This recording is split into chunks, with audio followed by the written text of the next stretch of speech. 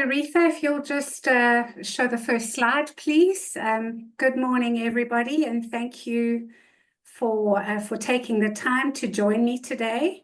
I know it's 8 a.m. or just after 8 a.m. in Accra, in Ghana. I've worked in your fabulous country several times, and it happens to be one of my favorite countries on the continent. I work in 39 African countries, and I put Ghana and certainly Accra right up there. I love the energy and the vibe of the city.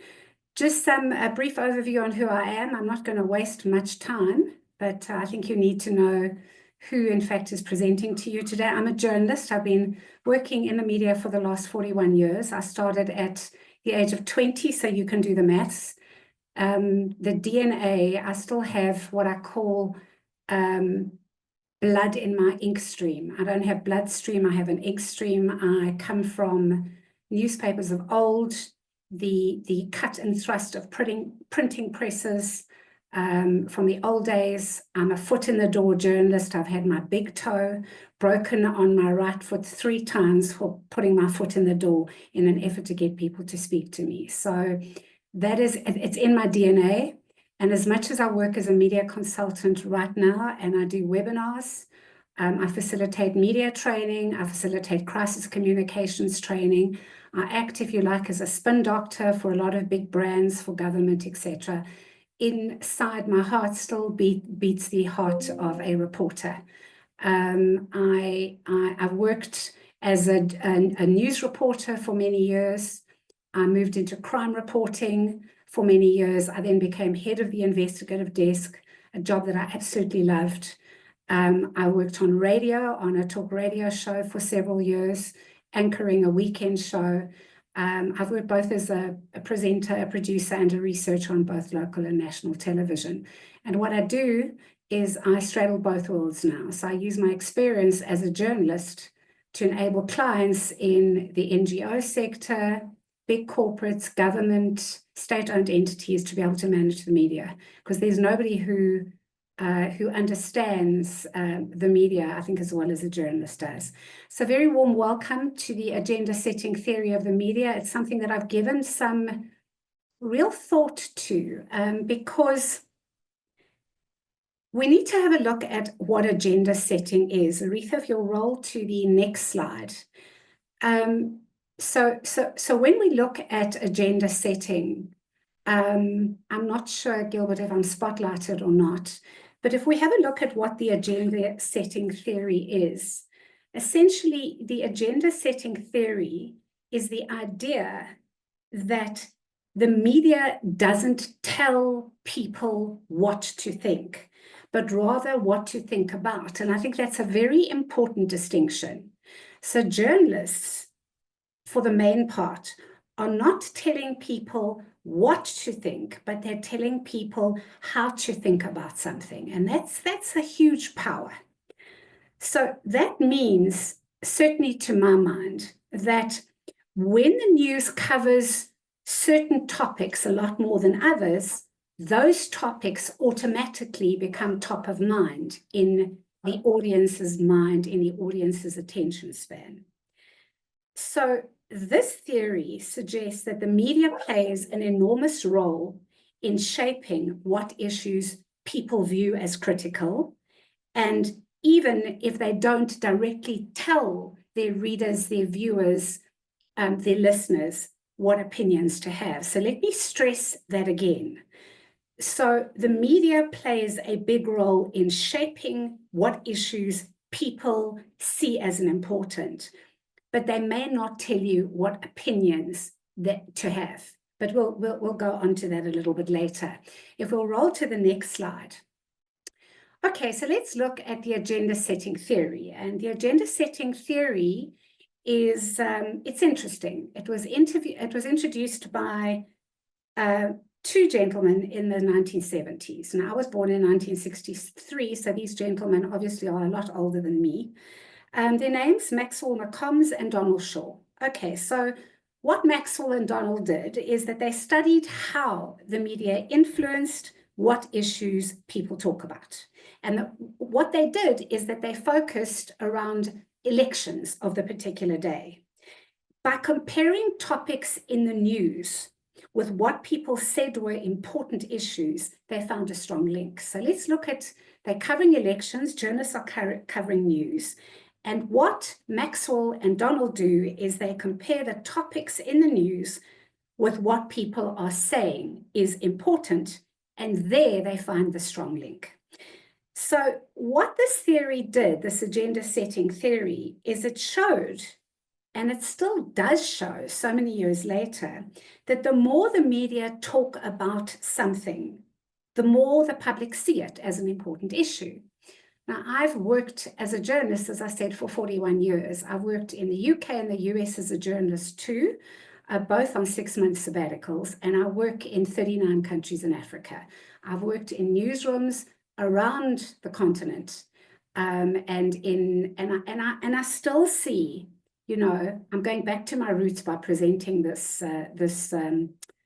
presentation, by the way. I still see that it's very noticeable that the more the media talks about something, the more the public sees it as of critical importance. Let's roll to the next slide.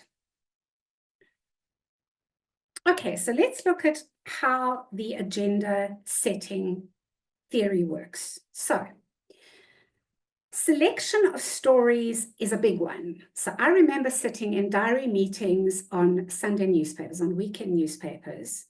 And back in the day, I'm talking about when I was, you know, a young, bright-eyed and bushy-tailed reporter, some, you know, probably 35, 36 years ago. Yes, I'm that old. I remember sitting in a diary meeting and coming up with my own stories. And in fact, just by the way, if those stories were not deemed good enough, it was a dismissible offense. There was no, you know, fair employee engagement. If you didn't come up with at least 2 good stories every Tuesday during your news diary meetings, it was a dismissible offense. So we would generate our story ideas, but our editors, in other words, our news editor, but more specifically, our managing editor and our editor-in-chief would decide which stories to cover and which to ignore. So you could sit in that diary meeting and hard sell your story. You know, you've been spending the weekend, you're working for a Sunday newspaper, your weekend is on a Sunday and a Monday, and you've been spending a lot of time speaking to a lot of people, finding your great scoop, and it can be absolutely discounted because the editors want you to run a specific story. Let's go further into the agenda settings theory. Now let's look at the emphasis of certain issues. Depending on what's going on in South Africa, now I worked on both sides of the fence.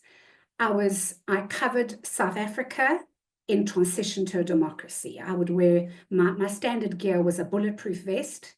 I'd go into townships with a news photographer and film and report on a country in a violent transition. I had the privilege and the honor of interviewing Nelson Mandela Madiba on several occasions. I've interviewed Archbishop Desmond Tutu. I've interviewed all of the members, the very important legends, the icons in shaping our democracy. So of course, when I'm talking about that, when I was a news reporter, certain issues were given prominence. So the issues at that particular time in the late 80s and early 90s was obviously our transition to a democracy. The Cashew massacre happened. If you've done some research, you'll know that many people were killed in the Cashew massacre.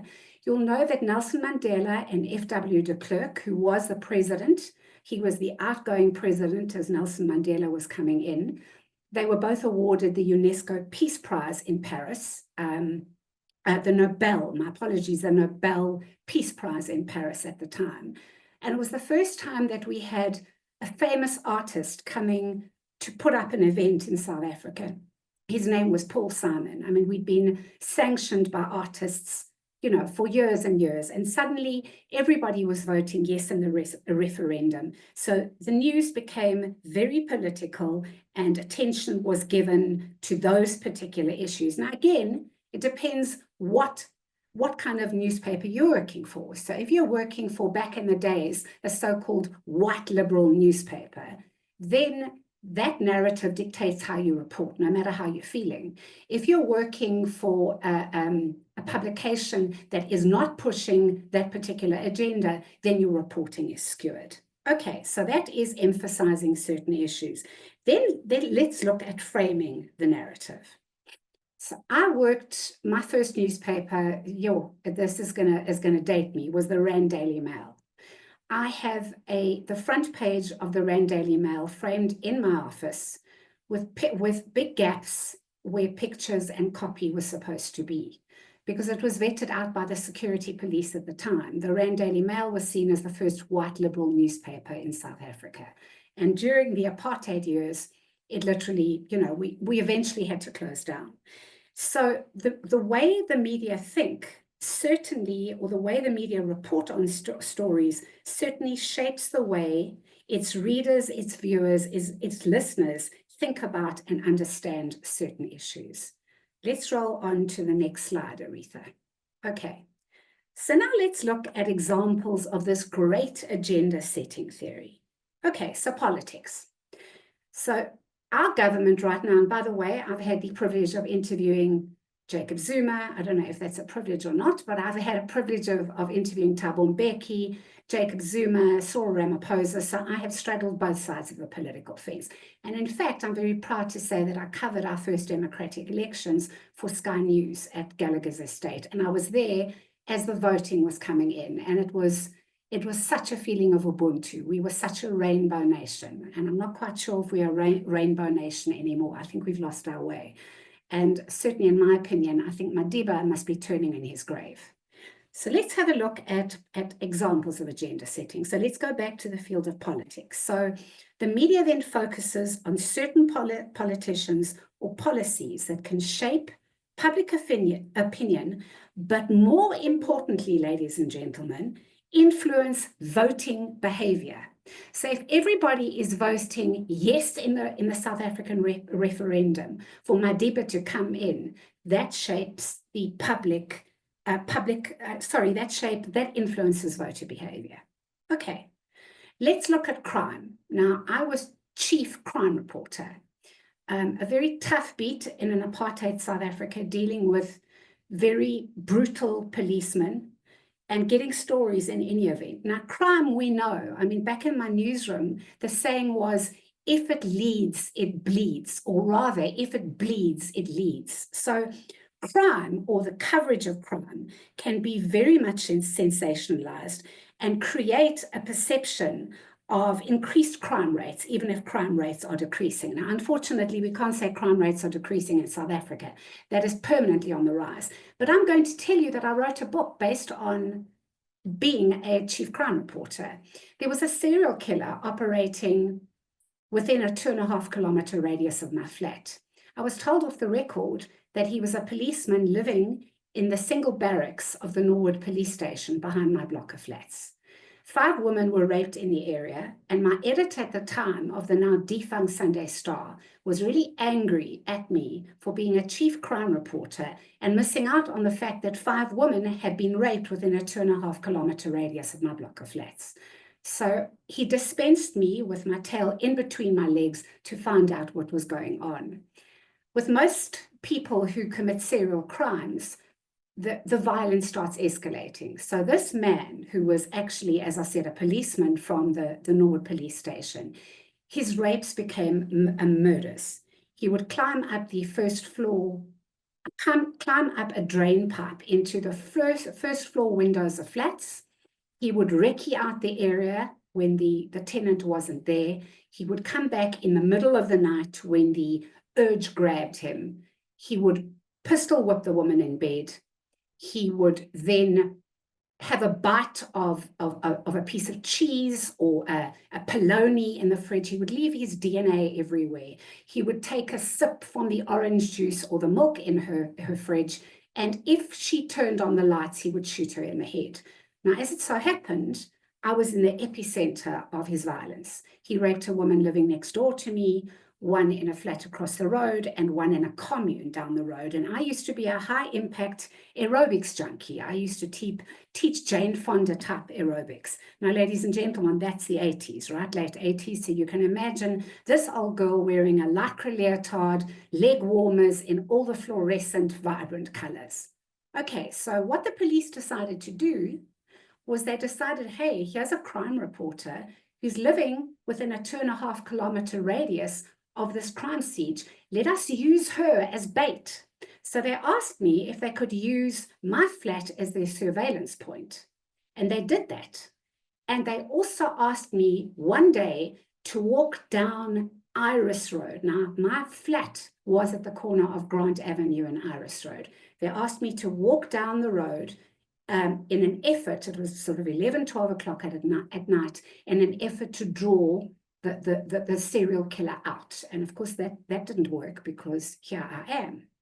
Okay, so roll forward to 27 years later. The man was sentenced 5 times to death. His name, Jacobus Petrus Gelmes. I sat behind him. I wasn't in on his arrest because the police they started narrowing in on who he was. Remember, at the time, DNA wasn't what it is like right now. So they were a bit flummoxed by his DNA, but they were narrowing in. And they were then fingerprinting white single policemen at Norwood Police Station. So he left Norwood Police Station, he moved back in with his parents on the East Rand, and he jumped over the fence and raped a 16-year-old young girl, a teenager, and her mother found her sprawled on the bed with a bullet wedged in the cartridge of the mattress. Okay, and it was from a police issue 9mm firearm. That's how they knew they were tracking a cop. I wasn't in on the arrest. I got hammered left, right, and center by an editor that I literally would have died for. I adored him so much. That was the energy beating in my veins. He dispatched me off to the court. I sat behind the killer as he was sentenced 5 times to death, and I cried. And all the press were waiting outside for the killer to be driven out of the holding cells and taken to jail. And I sat in court crying, and a plainclothes policeman asked me in Afrikaans, who am I? And I said, I'm Janine Lazarus. And he said, oh, you're the girl reporter. He's been reporting on him. And that's when I had my silence of the lambs moment. This cop escorted me down a fire escape, literally, to the killer cell. And the killer was literally camped in a cell, this tiny little almost cement box. And as I approached him, he came to the bars and he said, hello, Janine. And he said he'd been watching me and he knew which car I drove and where I lived. And I started to cry. And he took a piece of toilet paper off a toilet roll and he stuck his hands out and he wiped off my tears. So that, of course, now became front page news. I mean, when I got back to the editor was sitting in the newsroom with a big mug of his best Irish malt Scotch whiskey. And he said, you know, he used to call me Terrier. And he said, Terrier, I knew you'd get him. Go and sit in my office and write a 30 column centimeter, my apology, story for the front page. And I did.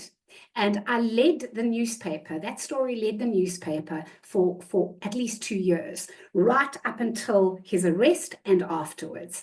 I was interviewed on television. I was interviewed on international television. And now, rolling forward 27 years later, during lockdown, I get this bee in my bonnet that I've got to be writing a book. The book I published, it is available. It's called Bait to Catch a Killer. You can get it online or whatever at various book outlets. I went to prison to interview him. I never told correctional services that I was coming.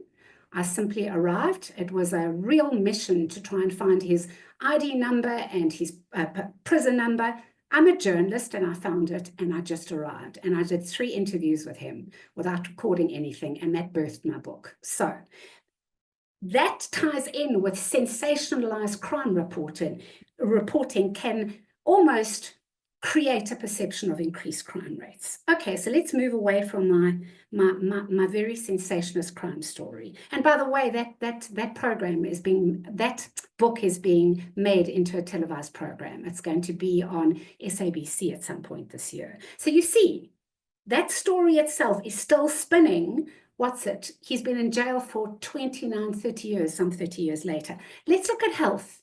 Let's look at media coverage of certain health issues like pandemics or outbreaks. I mean, have a look at how the media rolled out media coverage on the outbreak of COVID. I mean, we were all histrionic around it. It created such a fuss. And I mean, seriously, the way the South African government handled the rollout of the vaccine was incredibly bad. I mean, I remember Ramaphosa, our president, taking delivery of a consignment of a vaccine that had A, expired, and B, wasn't for the right strain of COVID. So therefore, media coverage of certain health issues like pandemics can shape behavior. So Aretha, let's roll on. By the way, Aretha is my office manager. Let's look at criticisms of agenda setting. Now, I've got big criticisms to make. Okay, so first of all, let's look at media bias. Let's look at first level agenda setting. Let's look at second level agenda setting. And let's look at media bias. So media bias. The media's biases can influence the stories they select and how they frame them. Right, so am I biased? Of course I'm biased. When I became a journalist at the tender age of 19 or 20, I assumed that I would be wearing almost the hypothetical medal of valor on my chest that would say objectivity. I grew up in white South Africa. I knew about Alexandra and the informal settlements around my suburb. It was a very middle-class white suburb called Linden. I knew all about it. Did I really care? No, I grew up in an apartheid South Africa. I knew about it, but it wasn't an important thing. When I went into my first township at the age of 20 with a photographer, and I saw a policeman shooting a young black girl in the back of her head and her head exploding like a watermelon, my entire perception of South Africa changed. And the older I've become, the more my perception of my own country and of world politics changes. And I think that that reflects in the way I run workshops, in the way I present webinars, in the way I write pieces. So that is first level agenda setting. I'm an only child. I lost both my parents within 9 months of each other. I buried them within the same year. And I did what a lot of white people in South Africa don't do. I almost became almost like a traditional black person in my approach to old people. I took care of them. I didn't, kind of send them off under the care of anybody else. I ran my business and I put methods in place to walk them through the journey of their illness. I was absolutely against the idea of euthanasia. After they both died within 9 months of each other, and they both died incredibly painful deaths. My mother was in hospital for 2 years. My father stopped smoking 30 years before he got emphysema, and he literally became a shadow of a man. He was locked inside his frail body. He couldn't talk, he couldn't breathe. How I feel about euthanasia now is entirely different to the way I felt then. So that's the first level agenda setting. The second level of agenda setting is that because I think like so, it's going to influence the way I write about this. And if you are not a clear and a level-headed thinker, it's going to influence the way you think about certain issues. Let's roll on to the next slide. Okay, so let's look at criticism of, I think we've actually, no, we have. Criticism of the agenda series, I think we've dealt with media bias and agendas and how they can influence the stories they select and how they frame them. And yes, I think this is an important one to unpack. There are limited perspectives. Okay, so here's a lovely example. And I love telling stories, as you might have gathered. I believe that when you present a workshop or when I facilitate training, people are not interested in these slides that we are presenting to you. They're interested in you because you are the axis of the presentation. So let's talk about the limited perspectives of the media. The media is going to present only a limited range of viewpoints. And that range of viewpoints is going to exclude marginalized and alternative perspectives. So let's roll back to 13 years ago. I just got engaged to my husband, my second husband. My first one didn't last too long, as you can understand. I was 47 years old. Was I 47? I was 47. And I was asked by the Media Institute of Southern Africa, MISA, to come through to Lesotho to take 8 veteran journalists with me in an unroadworthy 4x4 and to travel into the hinterland of Lesotho. Now, if you know anything about Lesotho, it is an impoverished country, but it is absolutely gobsmackingly beautiful. It was in the height of the winter. If you've ever been up into the mountains of Lesotho, I haven't been for 13 years, but there is black ice. I mean, the roads, it's snowed under. People live in impoverished areas and they have no access to healthcare. They have no access to food. The shepherds are under the age of 9 years old, and they sometimes starve or freeze to death with their flock high up in the mountains. Now, why was the Media Institute of Southern Africa asking me to take 8 veteran journalists in an unroadworthy 4x4 with me? Well, the 4x4 was to try and navigate these impossibly dangerous routes. And it was also because news at the time became city-centric. It was focused just on the capital of Lesotho, and it wasn't giving people in the hinterland, in the outlying areas, marginalized people, the right to speak, giving them a right to have their views heard.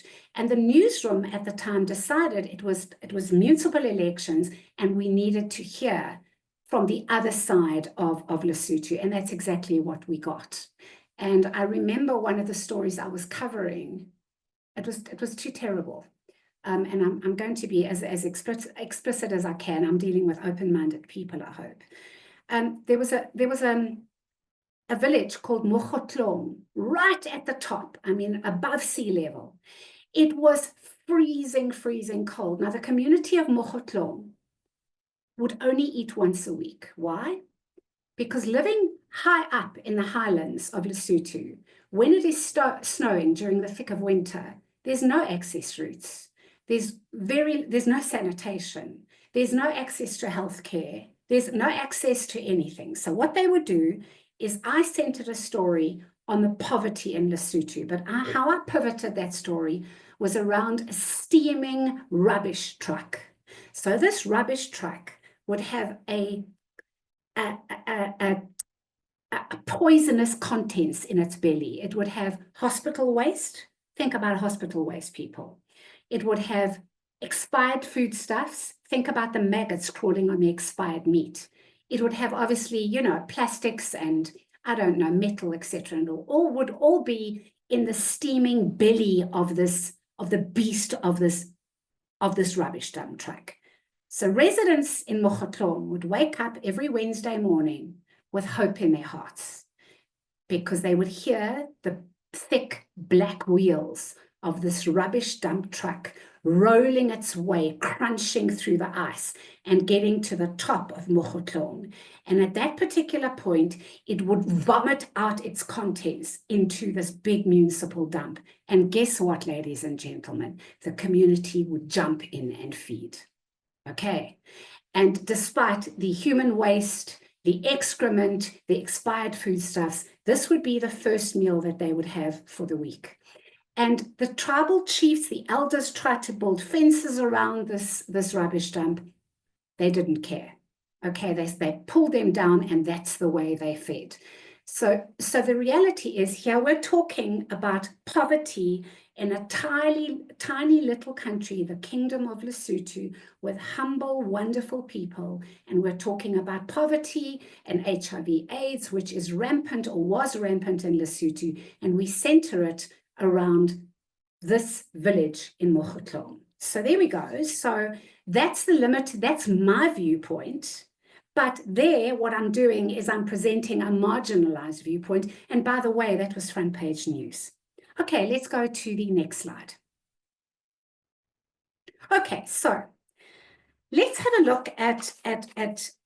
I'm rolling to the end of the presentation, and I'm really hoping that I I've given you some food for thought, because what I want to do is I want to open up the floor to questions. But I've also got my cell phone here, and as a journalist, I am absolutely, I shower with a showerproof radio. That's why my hair looks like it does. I never ever miss the news. I listen to the radio in the shower. I wake up to the news. I go to sleep to the news, because I'm training in news all day. So one of the news feeds that I follow, and it's not necessarily the God-given truth, I mean, I know that much about news, is News 24. So let's see what News 24 is telling us today. Okay, so there's a tender magnet that's handed a 360 million rand police deal to a director. Well, I mean, corruption is almost a national sport in this country. I mean, fish rots at its head. So if you've got the former president of the country, Jacob Zuma, selling our country, down the river for whatever he did, of course, corruption is going to lead the news. Okay, then what else is dominating the news is the national health insurance. So now we have a government of national unity, a GNU. We call it GNU Dawn, as in GNU Dawn. Is it a new dawn or isn't it?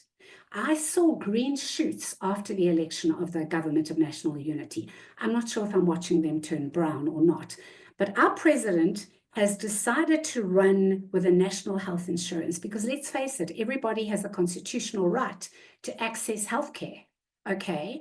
But the point is that we can't afford, they don't have the money to roll out the NHI, so I don't know what they're going to do.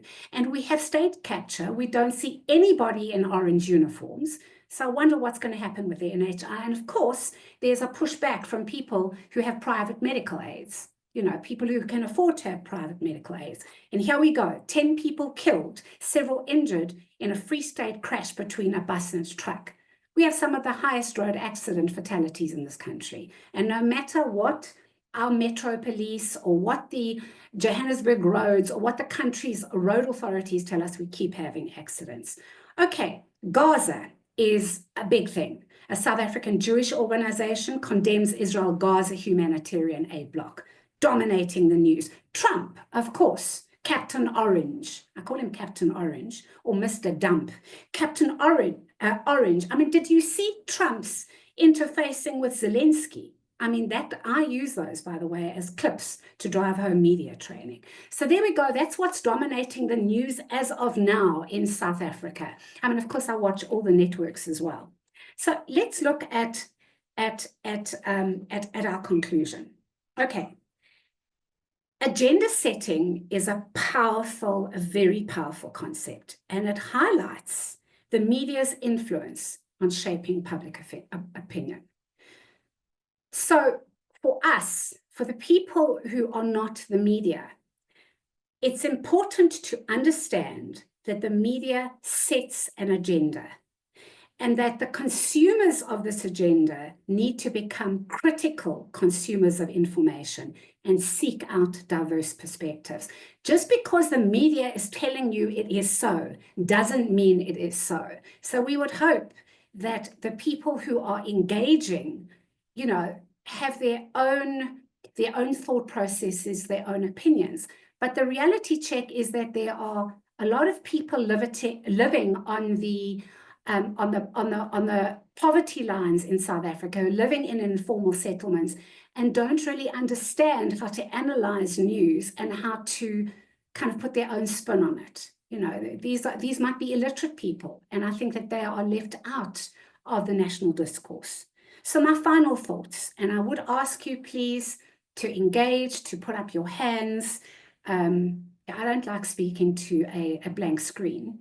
So as we navigate this complex media landscape, it's critical, ladies and gentlemen, to remember that the media's agenda is not necessarily our own. So by just being aware of agenda setting, we can take control of our own information diet and seek out a more nuanced understanding of this very complex world we live in. And that really is my presentation. And I see that there is a number of chats. I see they're in French, Gilly. So, okay. So Gilbert has asked for you to raise your hands. to be given permission to speak or to type your question. So has anybody, I see that there's quite a number of people on this call. Has anybody got a question? Come on, you must have questions.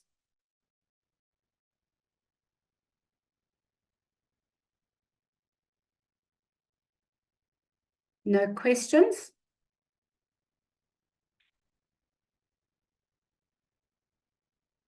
Okay.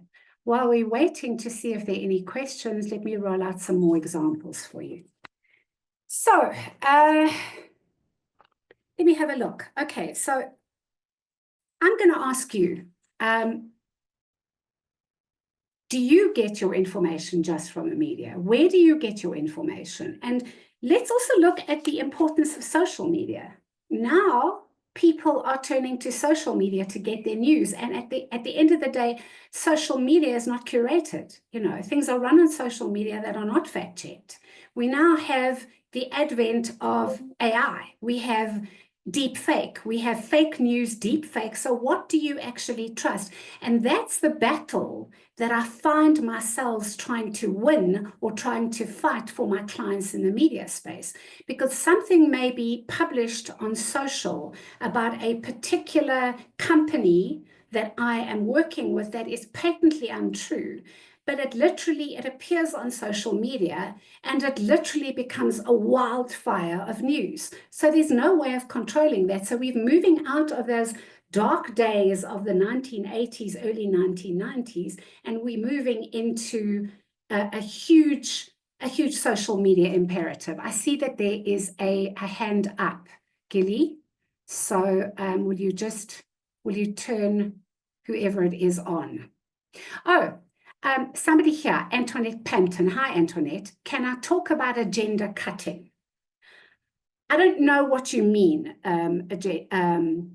agenda cutting, but I can tell you, Antoinette, that I've been, and I don't know if this is what you're referring to, so please, if I haven't answered your question correctly, please just continue writing and guide me. But I remember sitting in a television studio at SABC with, and I'm not going to name her, with an anchor about to read, excuse me, the news, and the government of the day coming up and literally taking her news bulletin away from her and telling her what to report. I remember her reading the news with tears in her eyes, and I remember her resigning, and it made big news. So if that answers your question about agenda cutting, I don't know if it does, but please, if I'm off the mark, I'm not sure if I'm on the mark or off the mark. There's somebody else who's raising their hands, Gilly. Yes, we have asked him to unmute. We've given him the permission to unmute. So Toboloko, you can unmute now. Ah, that's Toboloko. That's Thank from you. Toboloko, you're on mute. Unmute yourself. How are you? I'm fine, Jenny. Thank you. Now, let me tell you where I met Toboloko. Toboloko and I met in August last year. I presented for the Pan-African Parliament. There were about 35 journalists from SADC, and we were presenting. It was a 3-day conference on Pan-African reportage. It was wonderful, and in fact, that's where I met Gilly. You would know him as Gilbert. I know him as Gilly. Toboloko, go ahead and answer your question. Man, it's so good to have you on the call. Thank you for very insightful presentation, Jenny. Okay, I have a question, perhaps even maybe to put you on the spotlight. Okay. Okay. Recently, yes, President Donald Trump, as he's known to be shooting from the hip, he made he take a swipe on the sword on the fund that was supposedly to promote the LGBTIQ community, about $8 million. Right. Yes, he said that money is going to Lesotho, a country less known or something like that. Right. Like nobody knows about, yes, ever heard about, which is in Africa. Right. Yes, so in the morning I have been going through the social media platforms, different of them, and I have sensed a general animosity from the public towards towards his attitude to our country. So Okay. I would like to ask you, what would your advice be to the government, given that Okay, Lesotho so- has embassy in the United States and the United States has the embassy in Maseru, and for many years since independence? Thank you. Okay. And thanks, Antoinette. I'm going to get to your, thank you for writing in more detail, but I'm going to deal with Toboloko first. Okay. So Toboloko, some of my clients are absolutely dependent on US dollars. I work with Doctors Without Borders. I work with PEPFAR. I do media training for the Reproductive Health Institute run by WITS. These people are without jobs now because, well, not all of them, but their funding is drying up. So how do you deal with that? I'm not sure how you deal with a dictator who shoots from the hip and who has always said, and let's call it what it is. He describes Africa as a shithole. That's his view, and that's what he thinks, and you're not going to change it. So are you asking me, Toboloko, what would be my advice to the government of Lesotho? Well, I can tell you what Cyril Ramaphosa does. Cyril Ramaphosa says he doesn't care that America doesn't set South Africa's agenda, but he has to care.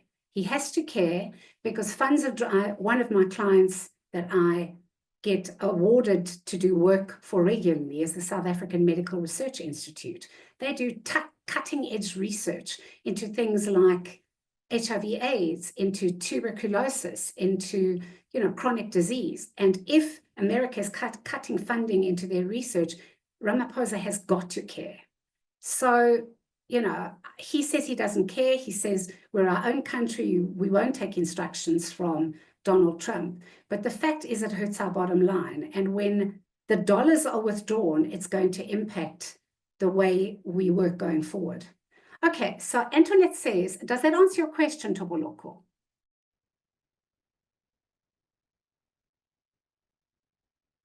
Toboloko?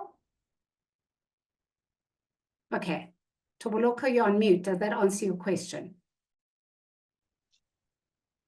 Okay, let's go to Antoinette. So Antoinette says it's much like agenda setting, but it's where many essential news items are deliberately or involuntarily neglected. What can you do as communicators who engage with the media? Is it an opportunity for you? Fabulous question. Absolutely love it. Okay, so thanks, Toboloko. I'm glad that you understand. Okay, so I work with a lot of public relations practitioners. In fact, I just ran a writing skills workshop for public relations practitioners in glorious Cape Town, where I told them how to write stories to attract the news.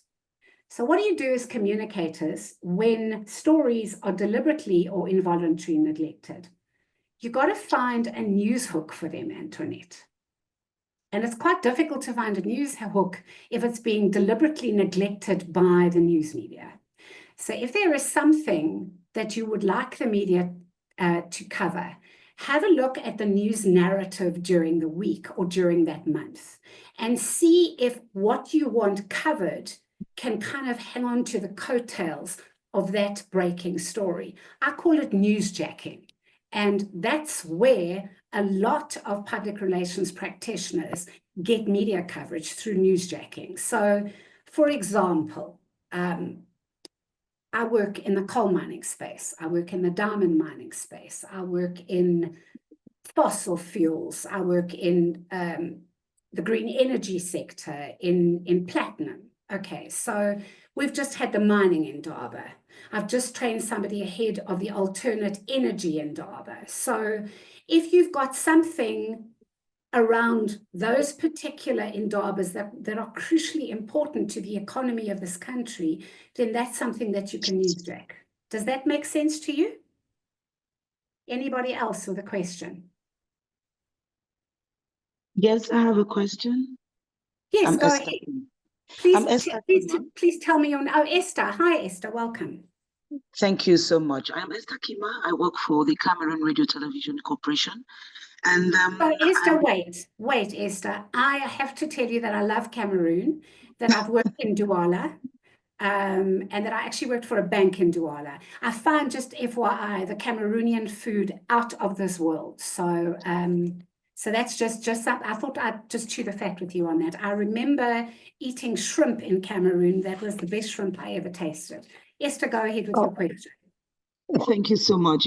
Thank you for the compliments, and I want to begin by acknowledging the very insightful discussion that you've led since morning. I work for a public, or let me say, a state-owned media, the Cameroon Radio Television Corporation, and you're talking about agenda setting. Yes, but my question is, when you work for the kind of state-owned media, how do you draw the line between setting the agenda that meets the aspirations of the people and working in accordance with the editorial policy of the institution that you serve? Because that's the kind of challenge that most journalists who work for the state-owned media have, because the agenda that is being set in the newsrooms is the kind of agenda that most often ties with what the state would want the population to think about. So we may, for example, be having issues, really serious issues with road infrastructure development, where you're part of the public, you see that it's really not evolving as it should, but then because the state wants to let the people believe that they're working hard on it, the agenda of the state now trickles down to the news certain agenda in the newsrooms, and that is what they expect the journalists of the state media to send out there to the public. Right, so Esther, excellent question. I worked in Swaziland. I was consulting editor for the Times of Swaziland. I would be invited there, I think 4 years running, to spend 12, 14 days with the journalists. I would kick their butts around the newsroom to try and improve their writing skills, have a look at their headlines, the crisp writing of copy, their angles, their coverage, and literally my job, and it was an unenviable one, but goodness, I loved it, because that really speaks to my DNA. My job in 2 weeks was to drive up sales figures of the newspaper. And you know what? I got it right every time I went there. Really, the sales of the Times of Swaziland, the Swazi Saturday and the Swazi Sunday increased. The editor was, I think he still is, Martin Dlamini. Now, if you know anything about Swaziland, Dlamini is a royal name. So Martin Dlamini, so Martin Dlamini was running it just tells me I must confirm my language. Martin Dlamini, anyway, I'm English, as we know. Okay. So there we go, English. Okay, so Martin Dlamini was running the newspaper, but as a matter of interest, Martin Dlamini was also a advisor to the king. Hello. So here we're looking at state-owned media. Swazi Television is state-owned, the state-owned Swaziland Broadcasting Corporation. The SABC, the South African Broadcasting Corporation, is state-owned. So you are pretty much working, Esther, with your hands tied behind your back. You have a news agenda that has been dictated to you by the government of the day, and whether you like it or not, that's the narrative that your superiors are going to allow you to run. It's as simple as that. And there is no shortcut through that. I mean, when the SABC was being run by the Nats, the Nationalist Party government, the narrative there was obvious. Now that we're under a government of national unity, the narrative, the agenda, the context of the way news is presented on SABC is entirely different. One can look at ETV, one can look at CNN, BBC, Sky. They all have a particular agenda. And it's very difficult for you, Esther, because what you want to do is you want to be true to yourself, and you want to be true to the people who read you. But ultimately, and I'm sorry to say this, your editors, the people who own the network, the people who pay your salary, are your puppeteers, and they are pulling your strings, and they are dictating what you can write. And I don't know how that sits with you. I found it difficult to swallow. And it's not one of the reasons I left news, but I found that very difficult to swallow. And I'm sorry that comment may not make you feel comfortable, Esther, but I'm old enough and I think wise enough to call it as I see it. Does that answer your question? Thank you so much. It does answer my question, and which brings now to question the issue of agenda setting and meeting the needs of the people. So I think we... Esther, I can't hear you. Okay, sorry. Yeah. I think it answers my question clearly, and it actually brings the issue of journalists who work for state-owned media to go out of the box in order to write the stories differently. Because I'm a primetime newscaster, and I must tell you that there are times when they think that I am of the opposition because there's some headlines that I would refuse to coin them the way they are. So I think a solution could be for these journalists who work for state-owned media to be true to themselves and actually say, yeah, well, I'm not going to say that the glass is half empty. I'm not going to say that it's half full. I'm just going to say that it's midway. So that's how I have been trying to sail through in my own way, trying to satisfy my conscience and tell the people that, yes, some work has been done, yes, but there's so much left to be done. Esther, that's wonderful. I mean, you need to be lauded for what you're doing. I mean, if you can stay true to yourself, despite the fact that the narrative is being dictated by the people who own the broadcasting corporation, you need to be commended. That's the biggest difficulty, isn't it? It's about being true to ourselves. And it's a very difficult line to walk. I've seen people like you, Esther, lose their jobs because of their integrity. I've seen people walk away, pack up their cameras, walk away because they just can't deal with it from a personal perspective. Is there anybody else who's got a question? I see we are starting to run out of time. Anybody else? Anybody else who want to talk about who want to raise the issue of social media and how it's kind of compromised things? I mean, back in the day,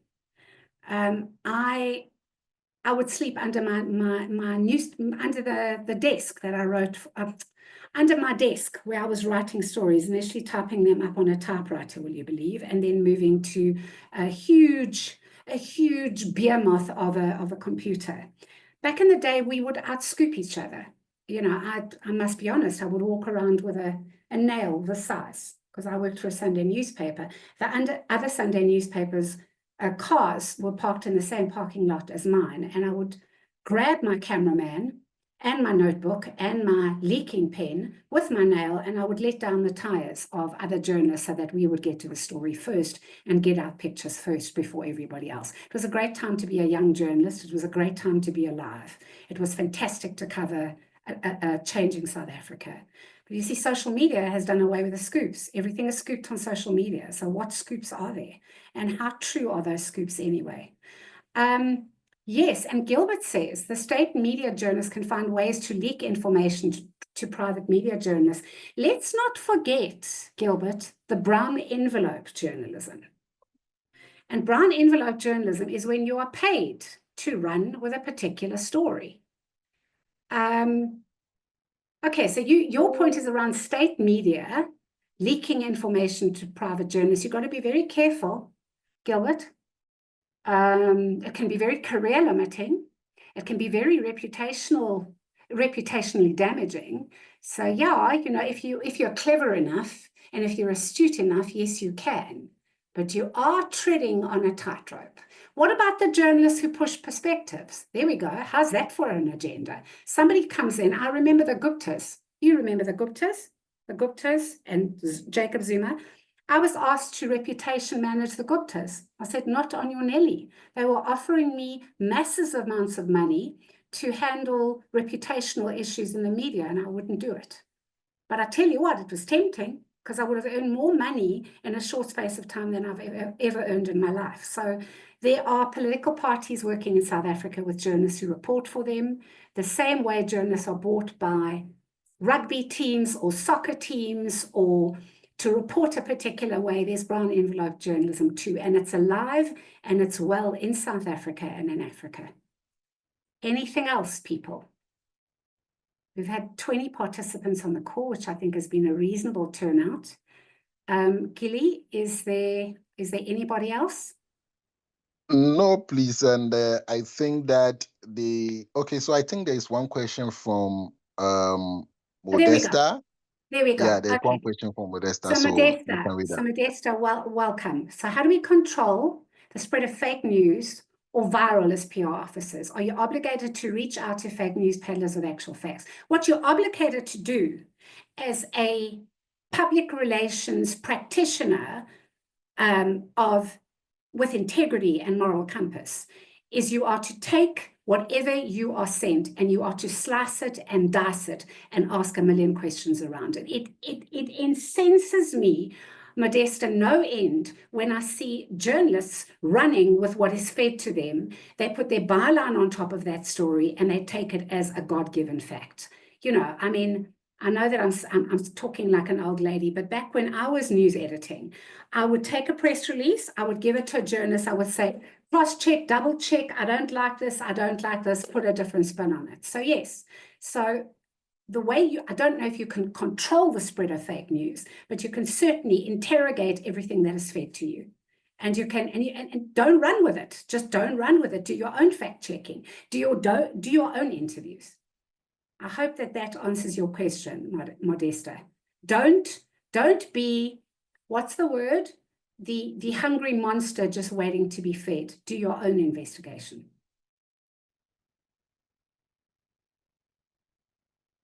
Anybody else, Gilly?